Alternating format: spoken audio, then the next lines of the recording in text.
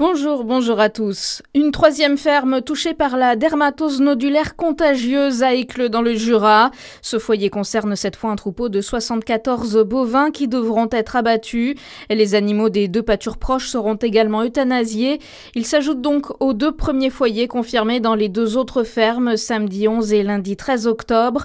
Jérôme Durin, président de la région Bourgogne-Franche-Comté, a annoncé au micro de Charlie Chevasson débloquer une enveloppe de 300 000 € pour soutenir les éleveurs. Oui, on a choisi de mettre des crédits au budget 2026 pour anticiper de mauvaises nouvelles et permettre d'aider les agriculteurs qui se verraient dans l'obligation d'abattre leur cheptel pour reconstituer leur cheptel. Donc ce serait une aide de l'ordre de 300 € par tête si malheureusement l'épizootie devait prospérer. À noter que la ministre de l'Agriculture, Annie Genevard, est attendue à Écleux vendredi matin.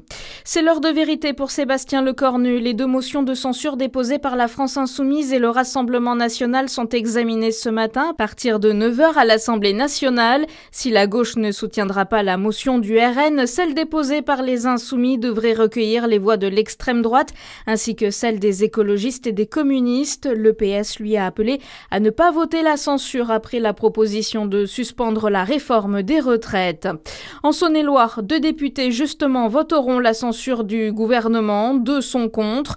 Après le discours de politique générale, les députés doivent se prononcer aujourd'hui sur la censure du gouvernement Lecornu. En Saône-et-Loire, les députés Aurélien Dutremble du Rassemblement National et Éric Michou de l'UDR ont annoncé voter la censure. Ce ne sera pas le cas en revanche pour Josiane Corneloup des Républicains et de Benjamin Dirks, député macroniste.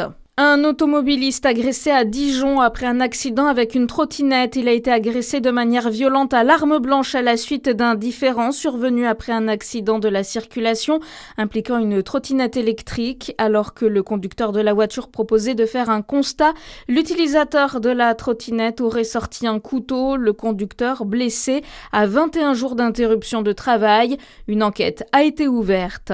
À Besançon, l'université lance une chaire de mécénat appelée REAL-I. C'est la première chaire de recherche de l'université Marie et Louis Pasteur dédiée à l'économie et au droit de l'énergie.